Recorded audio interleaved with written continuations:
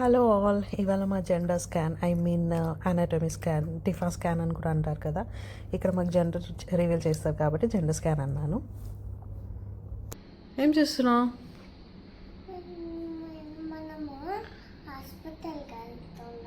అందుకే రెడీ అయినావా?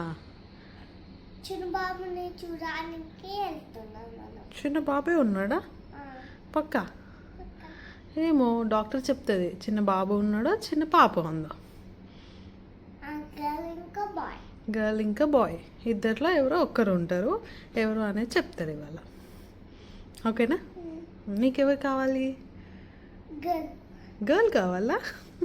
మా పాప ఎన్ని డేస్ నాకు తమ్ముడు కావాలి, బాబు కావాలి, చిన్న బాబు అని అంది. సడన్గా స్కూల్కి వెళ్ళడం స్టార్ట్ చేసినప్పటి నుంచి వాళ్ళ క్లాస్లో బాయ్స్ నచ్చట్లేదంట తనకి. సో నాకు పాప కావాలి, నాకు చెల్లి కావాలి అని అంటూ ఉంటుంది. ఏమో మరి వాళ్ళ క్లాస్ బాయ్స్ ఎందుకు నచ్చలేదో నాకు ఇంకా తెలీదు. బట్ స్టిల్ అట్లా అయిపోయింది. ఇంకా వెళ్ళాము హాస్పిటల్కి. స్కాన్ ఉంది మాకు ఇప్పుడు.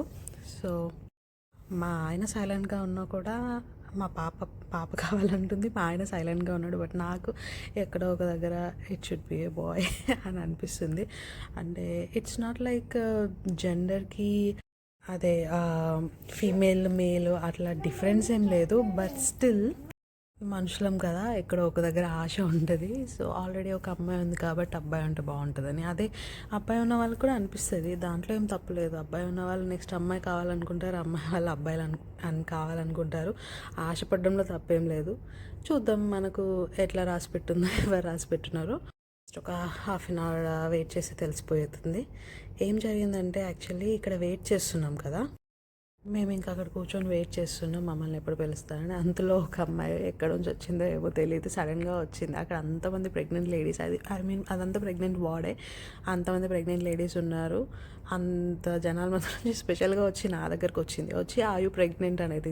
ఎస్ అని అంటే జెండర్ తెలిసిందా అంటే ఇంకా లేదు, దానికోసమే వెయిటింగ్ అని చెప్పాము. చెప్తే okay let me guess your gender అని చెప్పేసింది. నేను నో అని అనే లోపే ఆమె it might be a girl, it I think it's a girl అని అంది. అయితే అవునా అని చెప్పేసి ఓకే థ్యాంక్ యూ అని చెప్పేసా. మళ్ళీ సడన్గా పక్కన చూసేసరికి మా పాప ఇంకా మా ఆయన ఇద్దరు ఆడుతున్నారు. సో వాళ్ళని చూసి oh you already have a girl, so are you expecting a boy అని అడిగింది. అయితే అని అన్న తర్వాత బట్ ఐ థింక్ నీ సిమ్టమ్స్ అంటే నీ పొట్ట ఇది చూస్తే మాత్రం నాకైతే అమ్మాయి అనే అనిపిస్తుంది.